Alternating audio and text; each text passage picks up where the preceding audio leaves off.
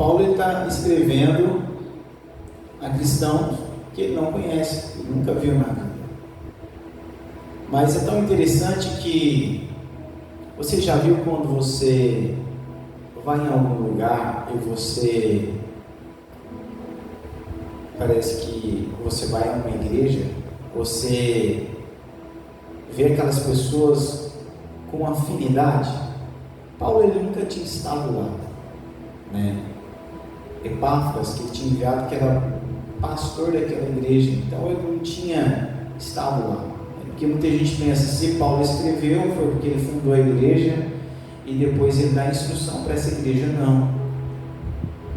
Paulo, na verdade, ele fundou várias igrejas e escrevia quando ele não estava mais lá. Mas esse não era o objetivo aqui. O objetivo aqui era fazer com que os crentes de Colossos, né, fossem orientados. Mas é tão interessante que Paulo ele era um referencial, eu aprendo aqui, porque as pessoas nunca tinham visto Paulo, mas para ele ter autoridade naquilo que ele estava falando, a sua fama era conhecida.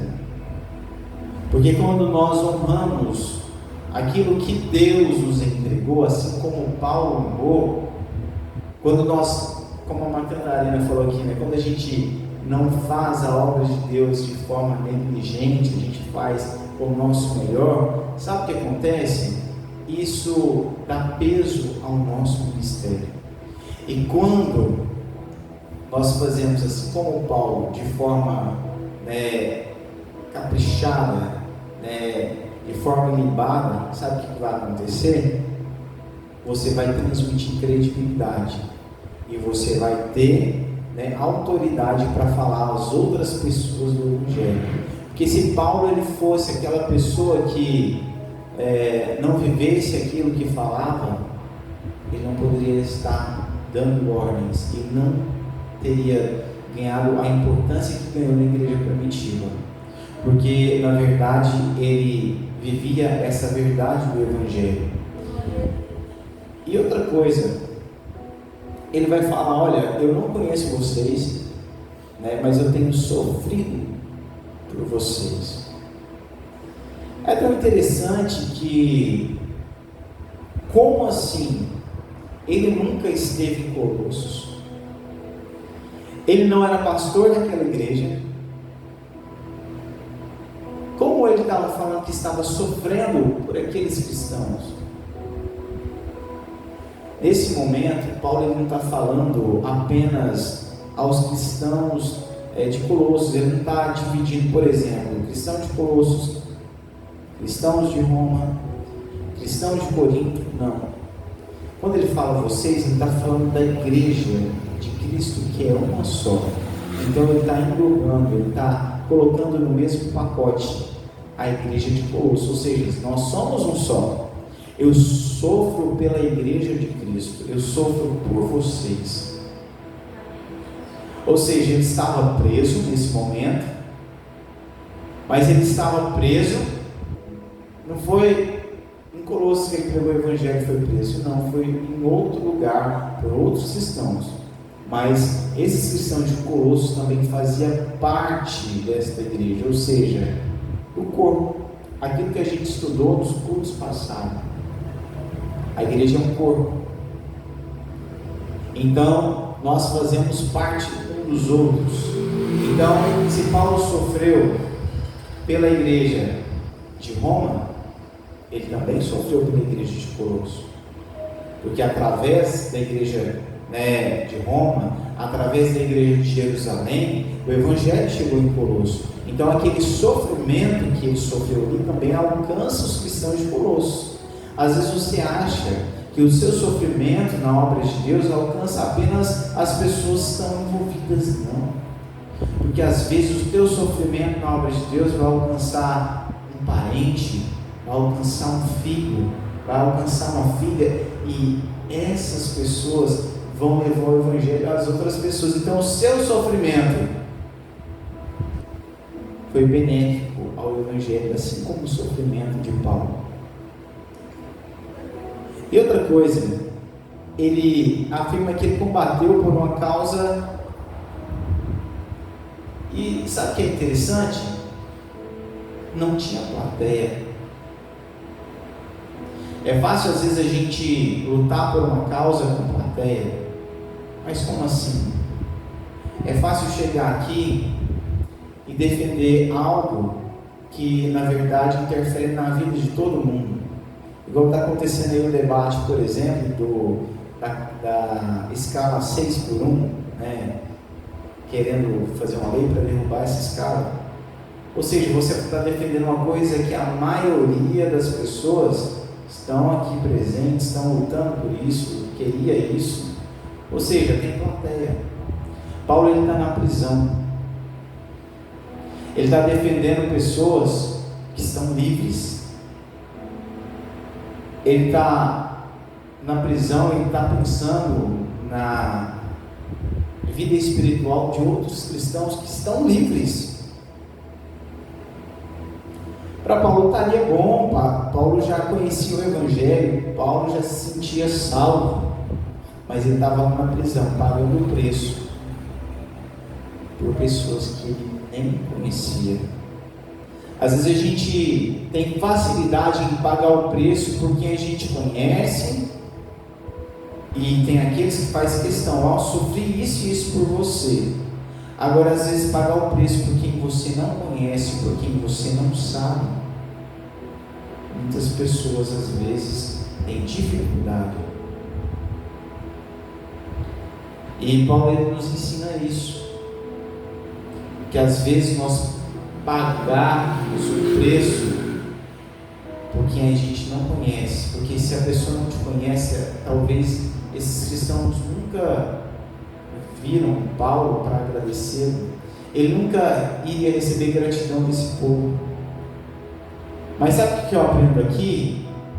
É que Paulo não está fazendo para os cristãos de Colossos, para os cristãos de Roma, para os cristãos de Corinto, de Jerusalém. Ele está fazendo ao Deus desses cristãos.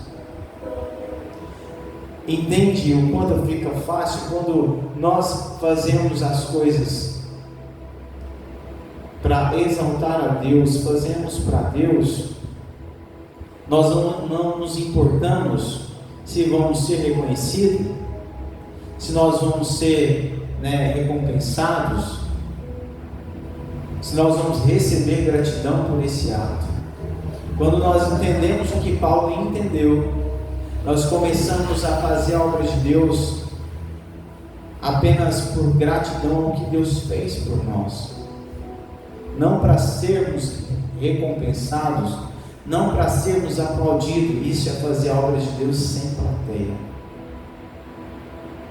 porque às vezes você vai conhecer as pessoas, é como você tira o cargo dela. Às vezes você conhece a pessoa como você tira a oportunidade dela. Não que eu concordo com isso, eu acho que se a pessoa está vivendo uma vida de retidão diante de Deus, todos precisam ter participação no culto, mas tem pessoas que, se ela for no culto, ela não ganhar uma oportunidade, o culto não prestou. Então Paulo ele tinha esse entendimento. E qual que era o objetivo de Paulo? O objetivo desse sofrimento, ele vai falar aqui no versículo 2. Toda essa peleja de Paulo tem um objetivo. E qual era? Ele estava preocupado com o bem-estar da igreja. E ele vai dando instruções para isso. Se você for ler essa carta aqui, você não vai ver, é a primeira vez que ele está falando aos cristãos que estão em Colossos. Você já viu? Eu já vi. Quando chega um pregador renomado, e aí ele vai jogar, primeiro ele lê a Bíblia, ou até antes de ler a Bíblia, ele joga para a igreja o currículo dele, aonde ele pregou, os cursos que ele fez, por onde ele andou, Deus me honrou com isso. Ou seja, primeiro ele quer aumentar o status dele antes de levar a palavra de Deus. Ou seja, deixa eu me aumentar aqui, me projetar, para que haja credibilidade no que eu vou falar. Sendo que, se nós dependemos da graça de Deus, sabe o que eu vou fazer? Eu não preciso me exaltar, porque a palavra que deve ser, deve ter atenção. Ou seja, eu não devo expor os meus predicados. Paulo ele só expõe aquilo que ele tinha, ou seja, falava várias línguas. Paulo ele era fariseu, ele tinha vários predicados, mas na maioria dos livros ele não expõe isso. E quando ele expõe isso, ele expõe como exemplo de humildade. A gente fala, às vezes tem coisa, quando nós vamos trazer algo no púlpito, a primeira coisa que a gente tem que perguntar: isso exalta a Deus ou a mim mesmo? A gente tem que tomar cuidado. Deus ele não divide a glória dele com ninguém. Aí às vezes as pessoas fazem coisas, pregam, e aí tem que ficar pedindo para as pessoas dar glória a Deus, tem que pedir para as pessoas, sabe por quê? Porque às vezes se a pessoa não tivesse se exaltado tanto, o Espírito Santo teria tocado o coração das pessoas e elas sentiram a presença de Deus. Porque, irmãos, a presença de Deus, ela não se manifesta para a glória humana. E isso a gente tem que entender. Nós, quando nós vamos preparar uma mensagem, nós não temos que querer fazer uma boa performance, impressionar. Nós temos que buscar conhecimento para ser um canal amplo para Deus usar. Agora, eu não tenho que buscar conhecimento, buscar às vezes algo que vai deixar a minha mensagem mais interessante, a performance interessante, para fazer bonito, não. Tudo isso é importante. As pessoas que vêm aqui precisam me ouvir e eu preciso buscar conhecimento e graça de Deus. Mas tudo isso para a honra e glória do Senhor, para que o Senhor pega esse conhecimento que eu busquei, que eu corri atrás e fala o coração das pessoas. Não para... Irmãos, às vezes tem pessoas que não vão receber o melhor de Deus, não vão ser usadas grandemente na obra de Deus, porque não têm a humildade. Então o conselho que eu dou para mim, primeiramente para você, é que quando você for fazer algo, eu vou cantar, cante com o seu melhor, cante o mais afinado possível, no melhor tom possível, mas para exaltar o nome do Senhor, para fazer com excelência para Deus, mas não com o objetivo no coração de ser aplaudido pelos homens. Outra coisa, o desejo de Paulo é que eles tivessem o coração cheios de coragem. É tão interessante que a vida cristã, ela exige de nós coragem. Porque a vida cristã às vezes vai nos exigir em momentos da vida alguns posicionamentos que podem nos custar algo na nossa vida. Eu mesmo já tive que posicionar em alguns momentos da minha vida profissional, que esse posicionamento cristão meu acabou custando algo que eu poderia ter vivido melhor, poderia conquistar coisas melhores. Mas a vida cristã exige de nós coragem. Às vezes vai ter hora que você vai ter que falar a verdade, às vezes vai ter hora que você vai ter que se afastar da roda dos escarnecedores. Às vezes vai ter algumas coisas que você vai ter que abrir mão para viver uma vida cristã de excelência.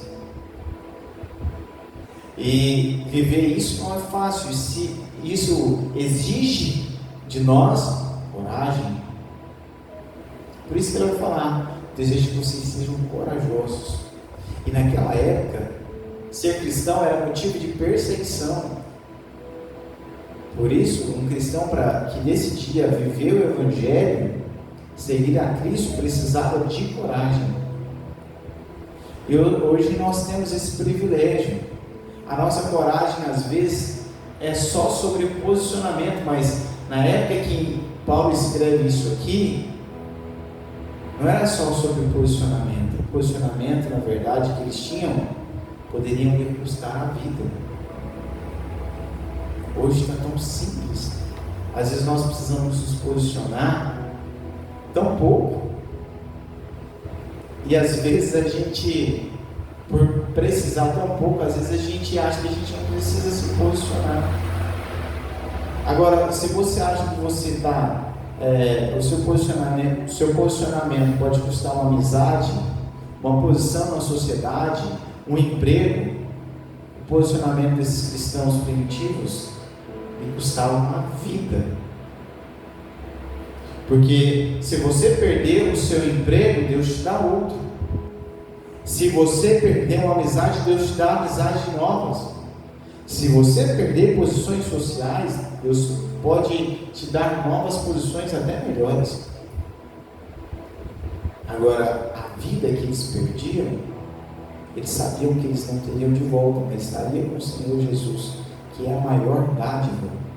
Assim como Paulo diz, partir estar com Cristo é ainda muito melhor.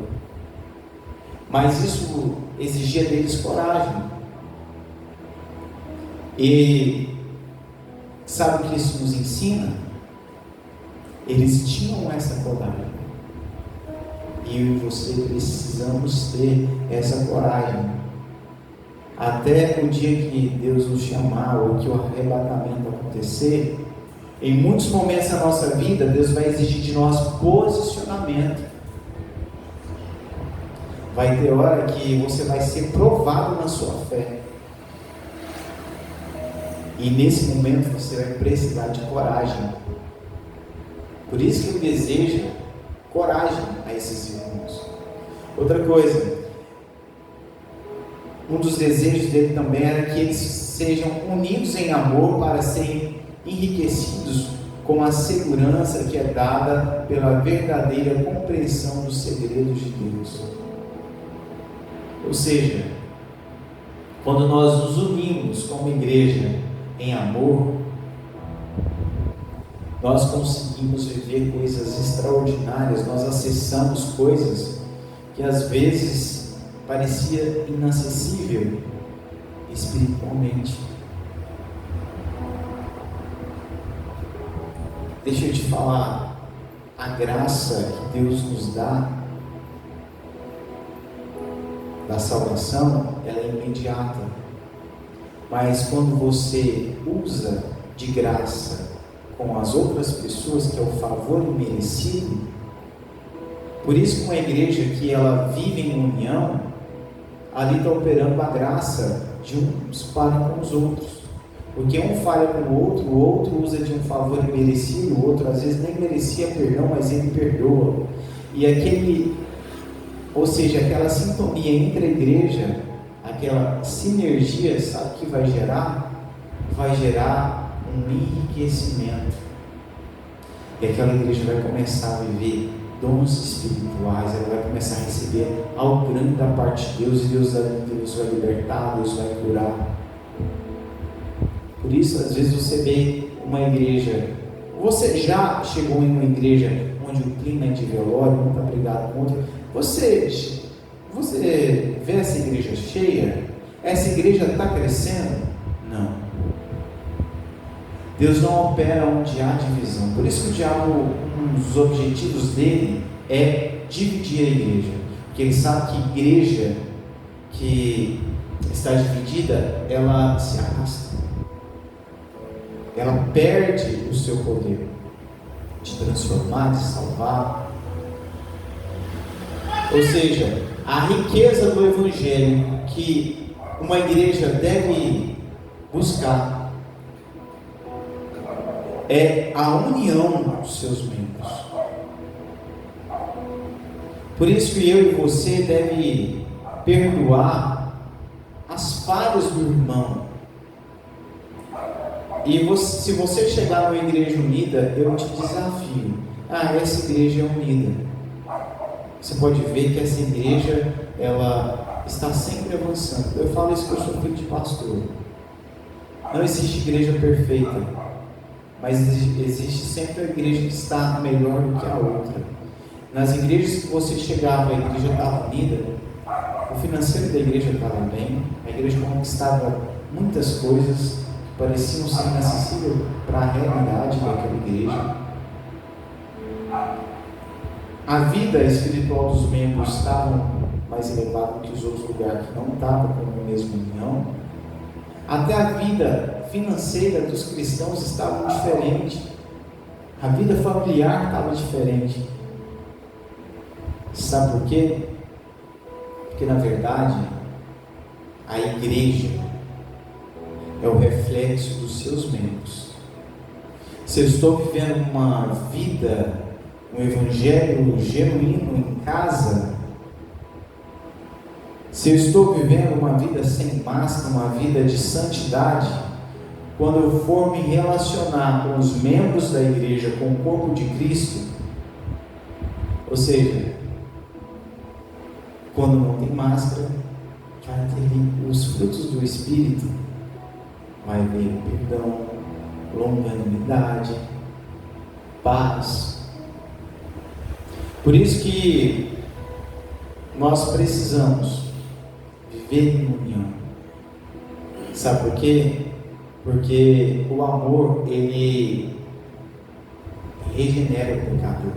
Porque imagine, se você tiver a graça de Deus de perdoar algum irmão que te tratou mal, aquele irmão ele vai se sentir perdoado e ele vai rever as suas atitudes. Isso a igreja vai crescendo e os membros vão se aperfeiçoando, vão crescendo. Versículo 3: a chave que abre todos os tesouros escondidos é a união da igreja. A união em amor entre os santos abre tesouros escondidos do conhecimento, da sabedoria que vem de Deus. Ou seja, se eu quero procurar um tesouro, e aqui não está falando de um tesouro apenas, de tesouros. Tesouro é uma coisa acessível? Não. Primeiro, quando você quer procurar um tesouro, ele está bem escondido. Então você precisa de achar o mapa do tesouro, você tem que sair em procura do tesouro. O tesouro nunca está num lugar muito acessível, onde todo mundo vê, onde todo mundo tem disposição de ir. Quando alguém quer esconder um tesouro, ele vai deixar em um lugar que é de difícil acesso. E assim são os tesouros de Deus. Está num lugar de difícil acesso, onde precisa de renúncia, onde eu preciso de buscar intimidade, dobrar os meus joelhos, perdoar o meu irmão, às vezes engolir palavras que são difíceis de ser engolidas, e não só engolir aquilo, não guardar e não deixar que venha brotar uma raiz de amargura, mas a verdade, deixar que aquilo não venha entrar no coração.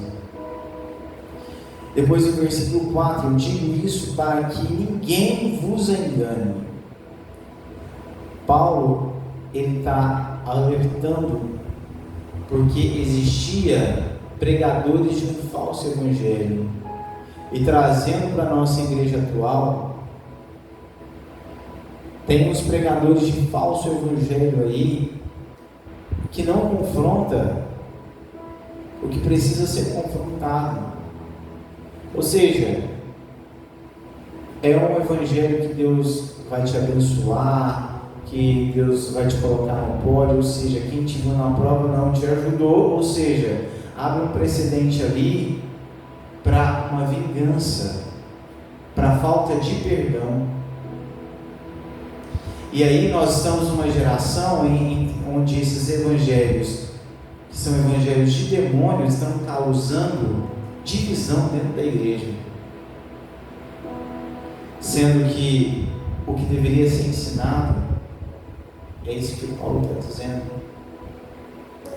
Nós precisamos conhecer o verdadeiro evangelho, que o diabo, ele sempre tenta distorcer a palavra de Deus, porque deixa eu te falar, a pior coisa é o evangelho distorcido. O evangelho distorcido, ele é envenenado, ele mata, porque quando o diabo ele chegou diante de Jesus ali no deserto, ele chegou com a palavra. As maiores heresias que têm matado muitas igrejas, elas não chegam por cultos, como muita gente pensa.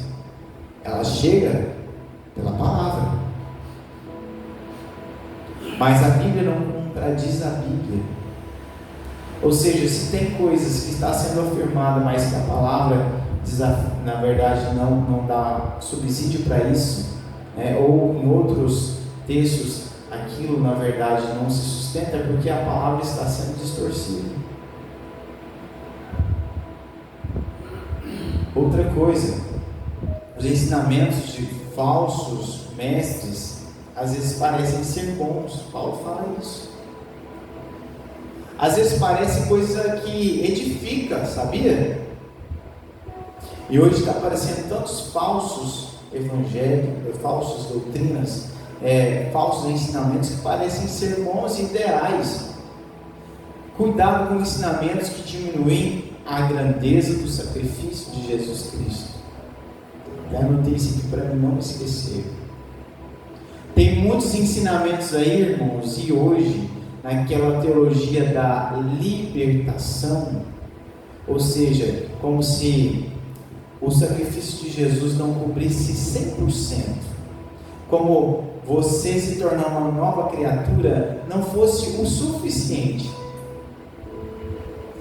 Lá em Romanos 8, versículo 1 ao 8, diz o seguinte: portanto, agora nenhuma condenação há para os que estão em Cristo Jesus, que não andam segundo a carne, mas segundo o Espírito, porque a lei do Espírito é vida. Em Cristo Jesus me livrou da lei do pecado e da morte. Ou seja, a lei, ela te colocava uma sentença. Hoje, irmãos, está uma doutrina muito forte aí na internet das maldições hereditárias. Ela existe? Existe. Se você não está em Cristo, as maldições que acompanhavam a sua família, ela te alcança. Agora, quando você está em Cristo, aqui ó, 2 Coríntios, capítulo 5, versículo 17 ao 21. Assim, se alguém está em Cristo, nova criatura é. As coisas velhas já se passaram, eis que tudo se fez novo. E tudo isso provém de Deus, que nos reconciliou consigo mesmo por Jesus Cristo e nos deu o mistério da reconciliação. Não existe maldição hereditária na vida de quem nasceu de novo, na vida de quem está em Cristo, porque se você está em Cristo, nova criatura é, a dívida alcançava o velho homem. Porque você precisa fazer uma oração e repreender. Irmãos, você não vê que tudo isso está tentando diminuir o sacrifício de Jesus por você? Está tentando diminuir o poder da redenção, o poder de estar em Cristo, o poder de você ser nova criatura? Tudo isso é para tirar a glória do Evangelho, é para tirar a glória que está em Cristo. Porque, irmãos, maldição existe, Mas para aqueles que estão vivendo como a carne, está vivendo pela carne, está vivendo para a carne, mas não estão vivendo para Cristo. Agora, se você aceitou a Jesus como seu único e suficiente Salvador, não há com que se preocupar. Se você se arrependeu dos seus pecados e decidiu viver uma nova vida, você agora é uma nova criatura. Você não precisa fazer oração de quebra de maldição, propósitos, não. A única coisa que você precisa é se arrepender e viver uma nova vida, renunciando o seu velho eu, a sua velha natureza. Porque se você estiver em Cristo, você é uma nova criatura. E uma dívida ela só pode ser cobrada, uma maldição ela só pode acompanhar aquela pessoa. Se você se torna uma nova pessoa, por exemplo, você deve algo para a justiça. Se você morre, como você vai pagar aquilo se você morreu? Se nós morremos por pecado, isso não nos atinge mais.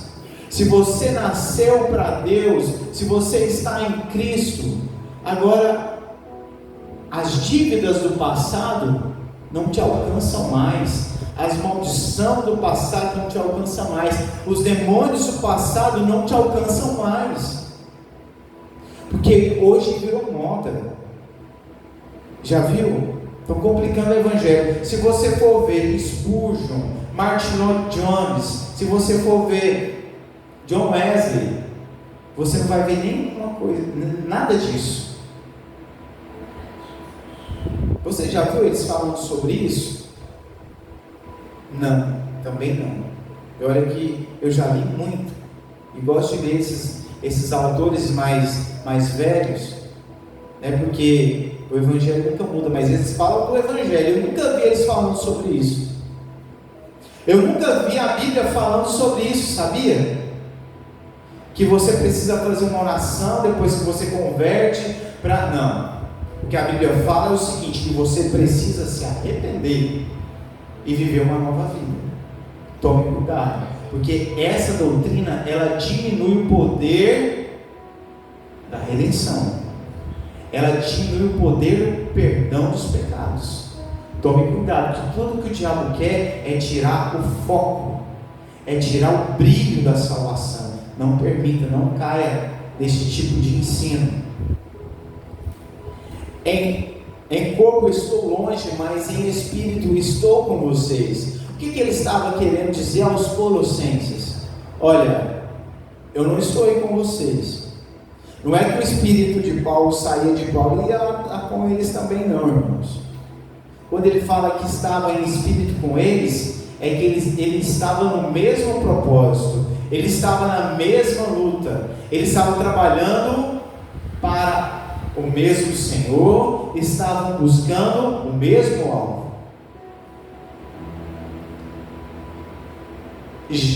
Versículo 6: já que vocês aceitaram a Jesus como Senhor, vivam unidos com Ele. É tão interessante que essa palavra já, ou seja, ele está falando para quem já fez uma decisão. Ele não está aqui pregando para quem não conhece o Evangelho. Ele está falando para quem já conhece a palavra de Deus. Ele está aqui falando para quem já conhece as verdades fundamentais do Evangelho. Ou seja, já que você decidiu servir a Jesus, se una a Ele. Vivam unidos a Ele. Ou seja, não lembre de Jesus só na terça, na quinta e no domingo.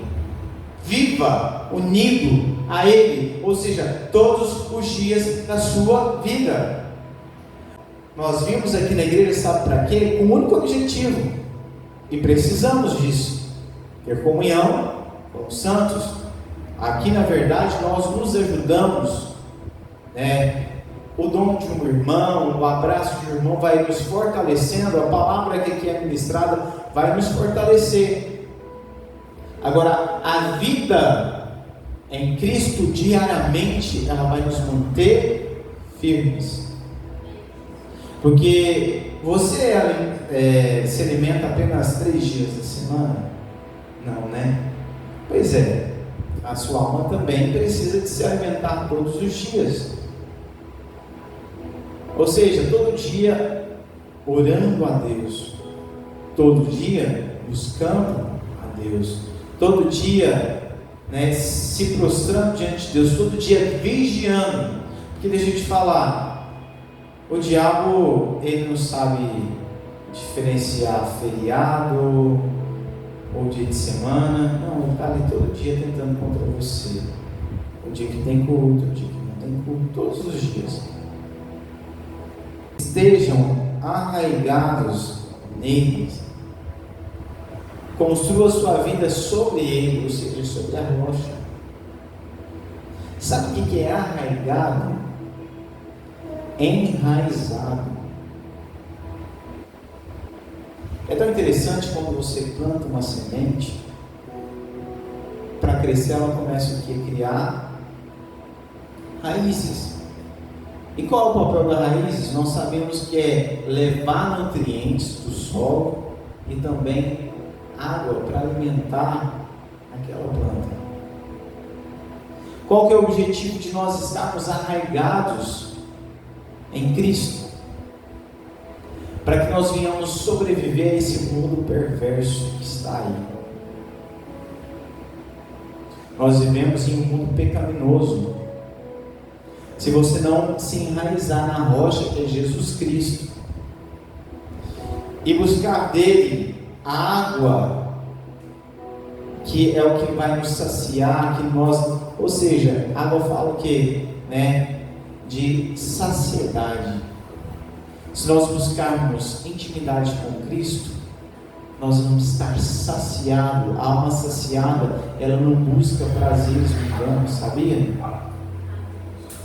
Sabe por que tem pessoas que não conseguem viver uma vida de integridade, sem pecar, uma vida virtuosa diante de Deus? Sabe por quê? Porque não tem raiz. Planta que não tem raiz, ela murcha. Quando você pega uma planta e corta a raiz dela, o que faz? Ela murcha e morre. Porque não tem como se alimentar, não tem como se saciar. Então a coisa que nós precisamos é de intimidade. Ou seja, cada dia enraizando. E sabe o que acontece? As raízes crescem, elas aprofundam. As nossas raízes em Cristo, ela precisa se aprofundar. Porque isso mostra que nós estamos crescendo em Cristo. Tomem cuidado para que ninguém se torne escravo por meio do argumento sem valor que vem da sabedoria humana. Cuidado. Isso que eu acabei de falar vem da sabedoria humana. E se você for ler a nova versão, a linguagem de hoje vai dizer isso, que a sabedoria humana ela é influenciada pelos principados que habitam o universo. Fala dessa forma, ou seja, quem que são esses principados? São demônios.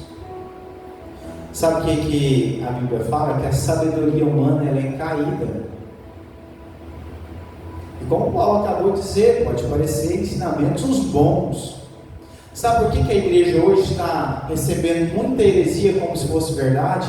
E essas pessoas que chegam com heresias, conseguem o aplauso de muitos, são chamados para ir em muitas igrejas e viram até celebridades. Sabe por quê? Porque as pessoas não estão se aprofundando nisso aqui. Eu fico observando essa teologia que está aparecendo um monte de gente, a teologia da maldição hereditária está no nosso meio. Ou seja, você aceitou Jesus, mas você precisa de fazer uma oração, você precisa de fazer uma campanha para quebrar essas maldições, para quebrar coisas que, irmãos,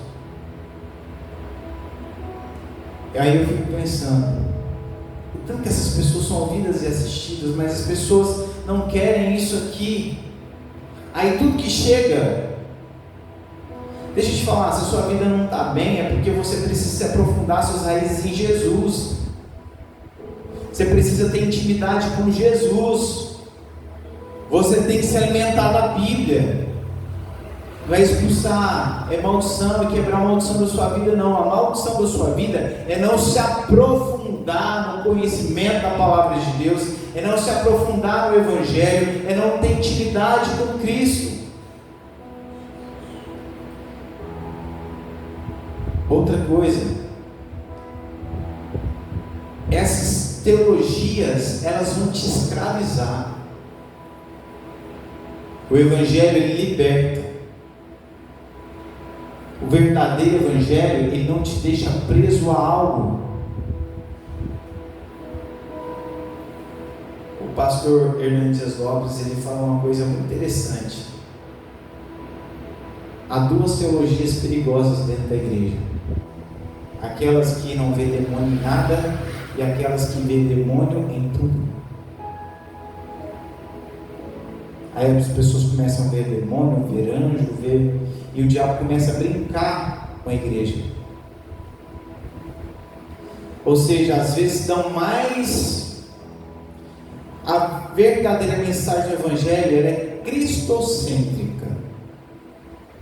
Se você for ver uma mensagem de maldição hereditária, ela vai falar mais de maldição, ela vai falar mais dos procedimentos de libertação do que em Cristo, do que na soberania de Cristo. Cristo é suficiente para você. Se você vive em Cristo, mas eu não estou bem, eu tenho coisas lá do passado, então é porque você está precisando matar um pouquinho esse velho homem. Se você renunciar à sua carne, se você renunciar à sua velha natureza, essa maldição vai se afastar de você. Não é oração de quebra de maldição, não. É se aprofundar. Porque às vezes fica fácil, eu vou lá, faço uma oração de quebra de maldição e aí está tudo certo, eu vou seguir minha vida em paz, eu não vou precisar aprofundar no Evangelho. Está vendo tanto que isso é perigoso? Nós devemos tomar cuidado. Outra coisa, Cristo como ser humano está presente em toda a natureza de Deus. Por que ele vai dizer isso aqui? Por causa do gnosticismo. Eles queriam igualar Jesus Cristo, os homens. Ou seja, eles queriam colocar Jesus, como um Deus que não tinha poder, como um Deus que na verdade era como se fosse um mini Deus. Porque se ele habitou no corpo humano, ele não poderia ser Deus soberano.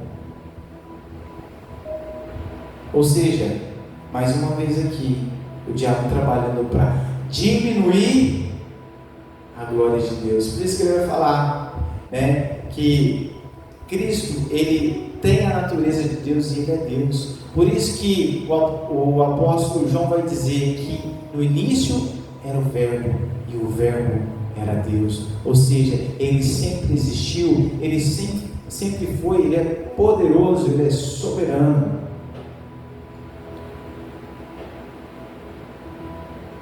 E no versículo 10, por estarem unidos com Cristo, vocês também têm essa natureza.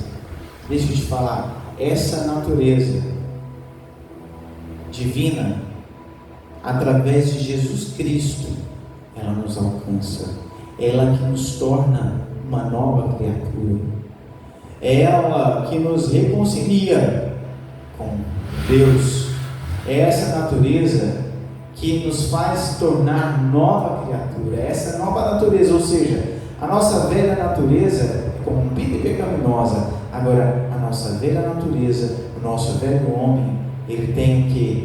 Uma natureza que provém de Deus.